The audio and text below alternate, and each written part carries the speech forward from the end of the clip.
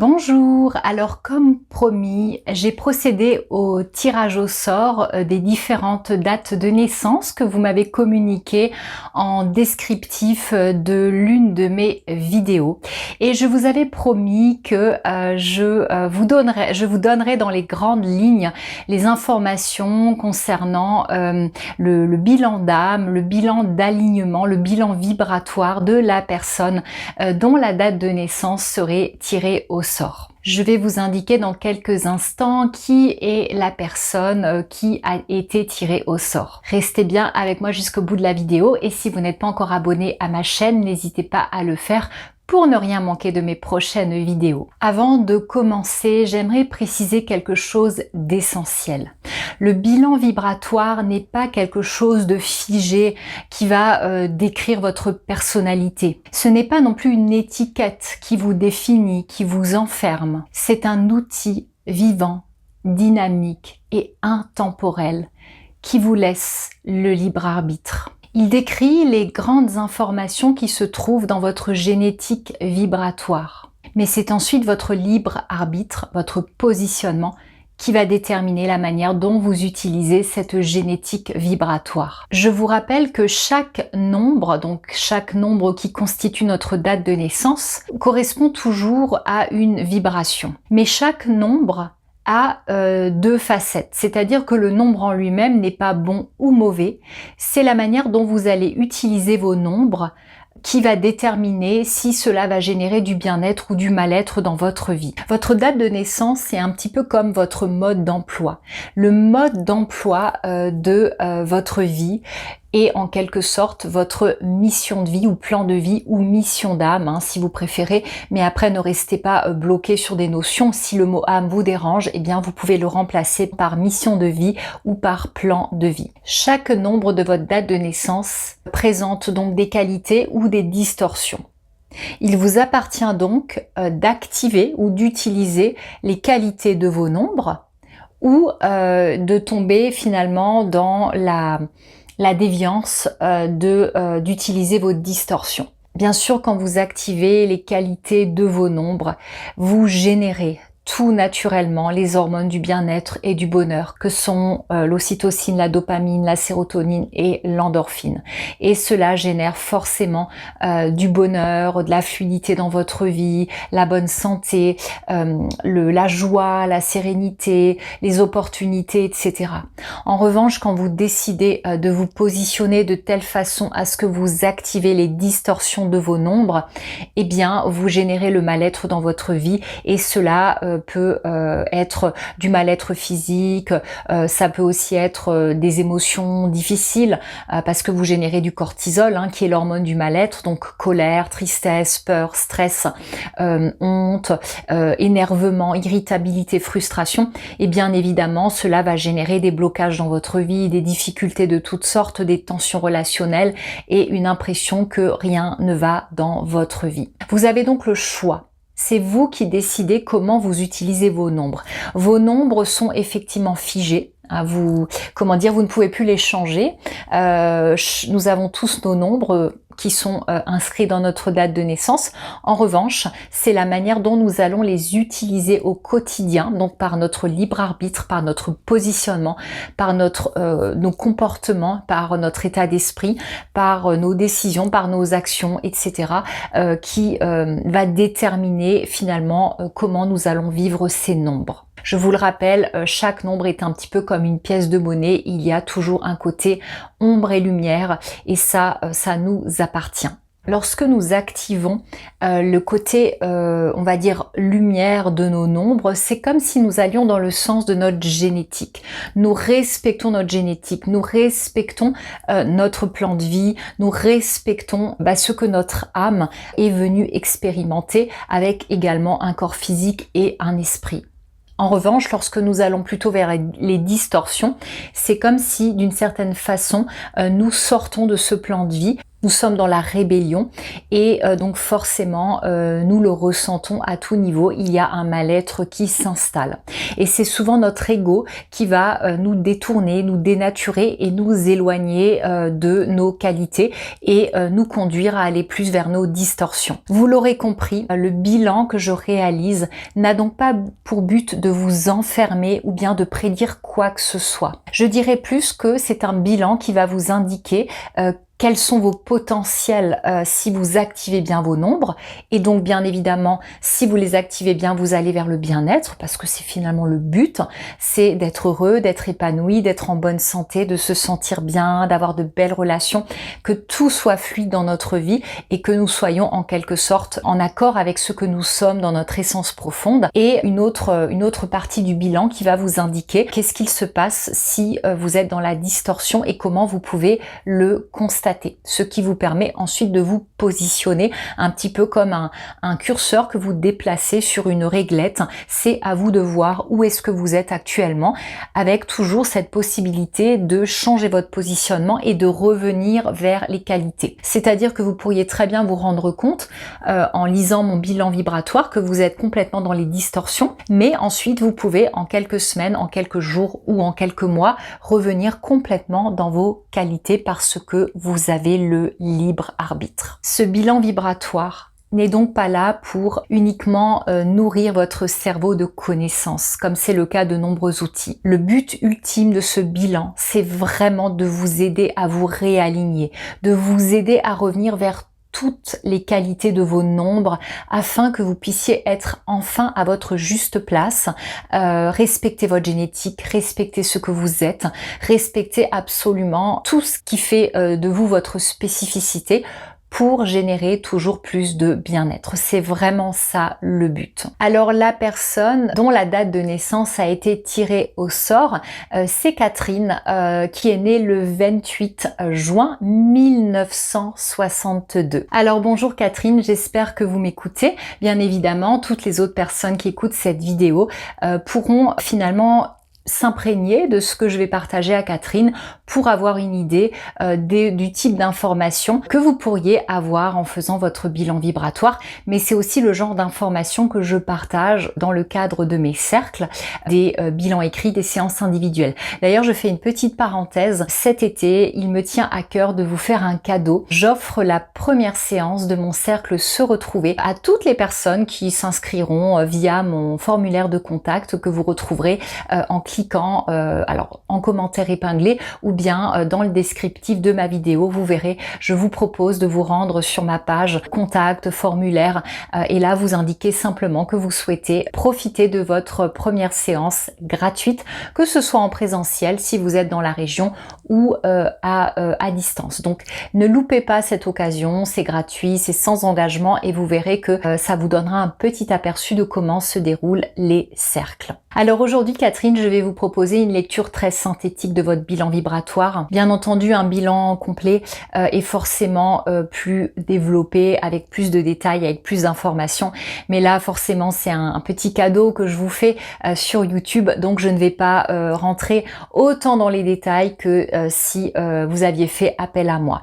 Mais vous verrez que ce bilan que je partage en public sur YouTube vous permettra déjà d'y voir un petit peu plus clair. En tout cas, je l'espère. N'hésitez pas à me le dire en commentaire. Donc comme je le disais, l'objectif de ce bilan n'est vraiment pas de vous enfermer ou de vous conditionner, mais vraiment de vous aider à vous réaligner, de vous aider à comprendre comment vous pouvez vous réaligner. Comment vous pouvez faire en sorte de répondre aux besoins de votre âme, de votre esprit et de votre corps afin de ressentir le véritable bien-être profond et durable que vous générez par vous-même et pas par des ressources extérieures. De cette façon, vous redevenez autonome et souveraine. Je vais commencer par votre étoile, l'étoile de laquelle votre génétique est issue. J'aime beaucoup votre étoile car elle vous invite vraiment à retrouver une cohérence entre l'esprit et la matière. Cette étoile vous rappelle qu'être une personne spirituelle, c'est-à-dire être connecté autant à la terre qu'au ciel, donc avoir une ouverture d'esprit, avoir une certaine sagesse, ne signifie pas se couper de la terre, se couper de tout ce qui est matière et ne signifie pas non plus se couper de votre corps, de tout ce qui est charnel. Vous ne devez donc pas ignorer vos besoins purement humains, purement physiques, mais vous devez finalement les considérer avec une certaine conscience, avec un certain équilibre et une certaine justesse, sans excès bien évidemment. Avec cette étoile, vous pouvez développer des qualités comme la pureté, le discernement, la droiture, le courage, mais aussi une belle capacité à traverser les épreuves en gardant de belles valeurs. Lorsque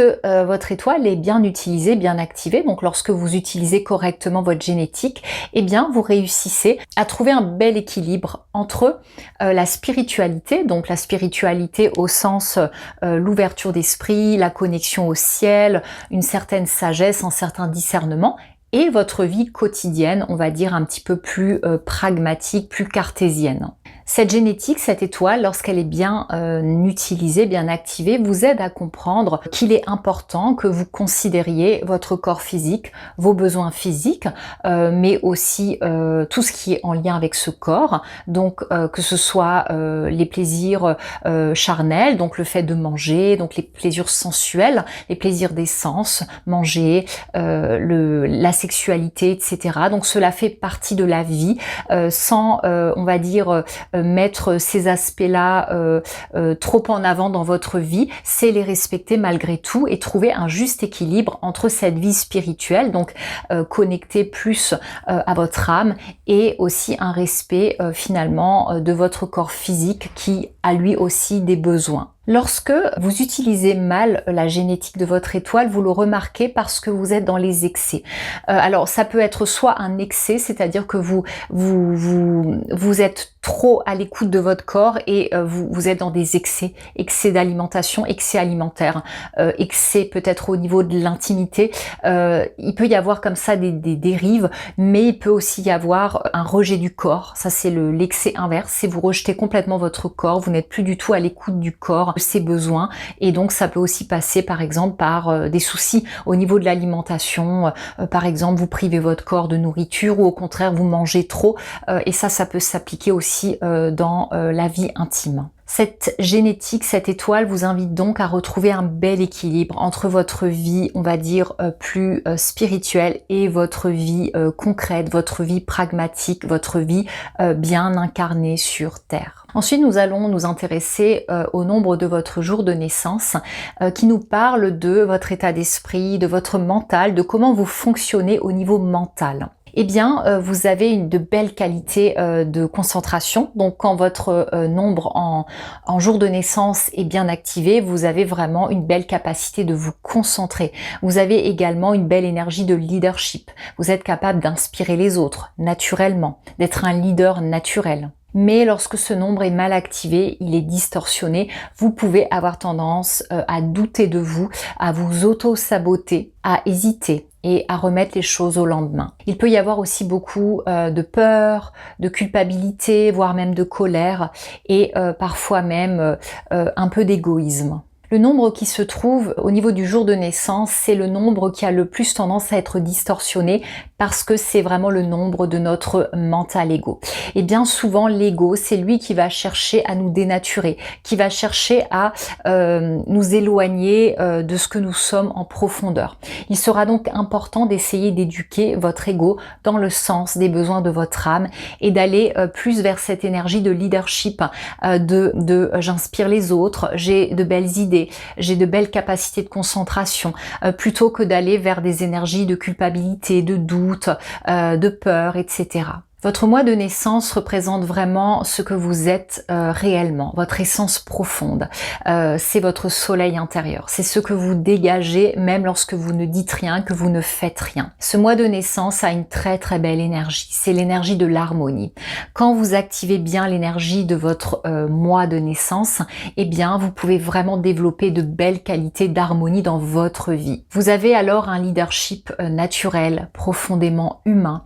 Vous êtes une personne qui est peu comme un capitaine sur un navire qui va, oui, vous êtes un peu le capitaine à bord, mais pas le capitaine qui va imposer, c'est plutôt le capitaine qui va inspirer, la personne qui fédère, la personne qui harmonise une équipe, un groupe, donc de très belles valeurs familiales que vous pouvez également déployer dans le cadre professionnel, dans le cadre associatif. On a vraiment cette énergie de quand j'active bien la génétique de mon âme, quand j'active bien le nombre de mon mois de naissance, je suis capable de fédérer, je suis capable d'être un capitaine inspirant, je suis capable de construire de belles valeurs familiales dans un groupe, hein. Encore une fois, c'est pas forcément la famille, ça peut être dans une communauté quelle qu'elle soit, et surtout j'apporte l'harmonie. Le piège de votre mois de naissance, quand son énergie n'est pas utilisée dans ses qualités mais dans ses distorsions, c'est de vouloir harmoniser à tout prix, de vouloir trouver la paix à tout prix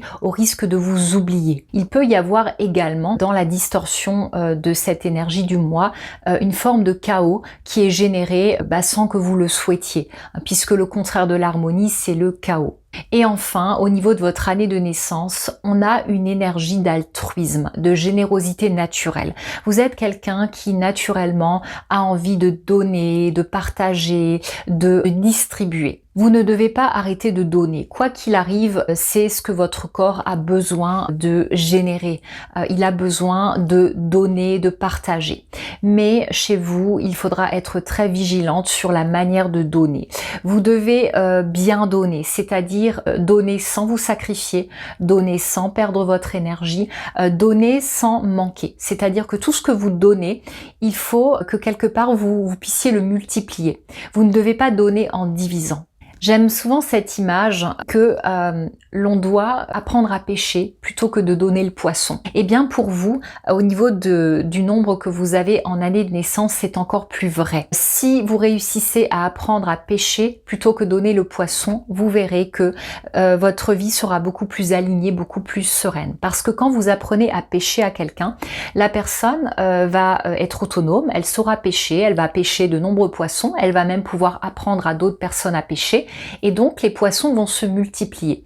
En revanche, si vous donnez sans cesse du poisson à une personne, la personne reviendra sans cesse vous voir. Et vous, à chaque fois, vous allez être privé de ce poisson. Donc vous devez vraiment comprendre que le bien donner est fondamental pour vous.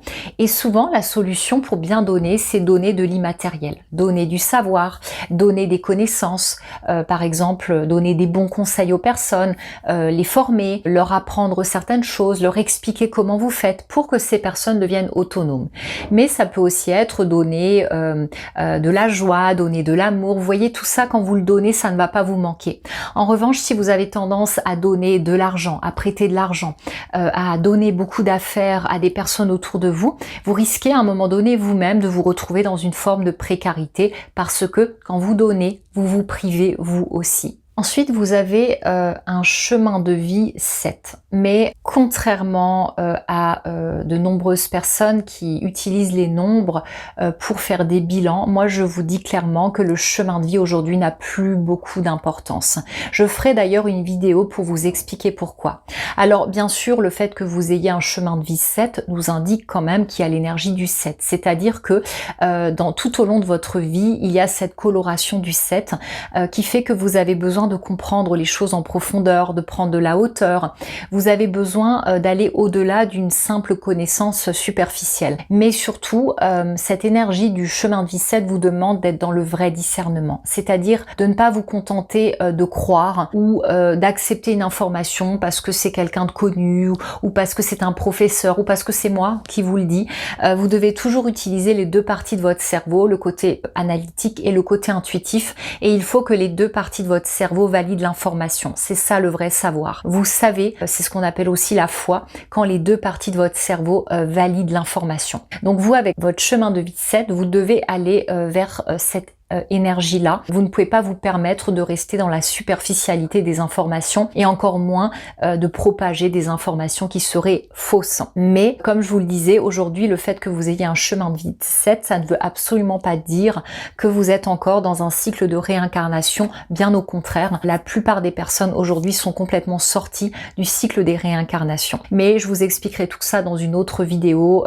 Dites-moi en commentaire si ça vous intéresse que je vous parle du chemin de vie et surtout de ces fameux cycles de réincarnation, parce que je pense que c'est important de le préciser. Surtout s'il y a des numérologues qui m'écoutent, qui me suivent. Alors voilà, ce bilan était un petit peu bref, un petit peu synthétique, mais je pense que ça vous donnera déjà quelques informations. Vous pensez bien que lorsque je réalise un bilan pour une personne ou qu'on décortique tout ça dans le cadre des cercles, c'est beaucoup plus complet. Je vais beaucoup plus loin. Là, je vous ai vraiment fait une sorte de, de bande-annonce, hein, c'est plutôt ça, de bande-annonce. Il manque beaucoup de détails, beaucoup d'explications, mais je ne peux pas non plus faire des vidéos qui durent trop longtemps pour une seule personne et j'espère que vous le comprendrez. Je vous remercie de m'avoir écouté. Pour les personnes qui veulent s'inscrire à ma première séance du cercle se retrouver, n'hésitez surtout pas. Et je tenais aussi à vous dire pour terminer cette vidéo que plus nous nous alignons, plus nous activons les qualités de nos nombres et plus nous sommes protégés des énergies ambiantes. Je pense que vous l'avez constaté vous aussi, on sent que c'est très tendu, l'énergie de manière générale. Finalement même le climat, la météo, on sent que il y a quelque chose qui est latent. On se pose beaucoup de questions, on se dit bon ok, le climat, est-ce qu'il n'y a pas quelque chose qui est aussi un petit peu manipulé dans tout ça?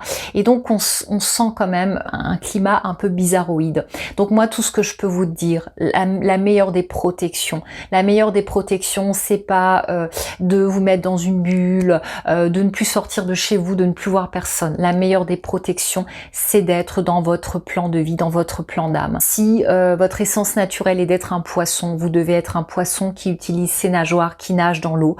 Si vous êtes un poisson et que vous êtes dans la forêt, hors de l'eau, en train de grimper aux arbres, vous êtes vulnérable aux énergies ambiantes, vulnérable aux ondes électromagnétiques, Wi-Fi, 5G, etc.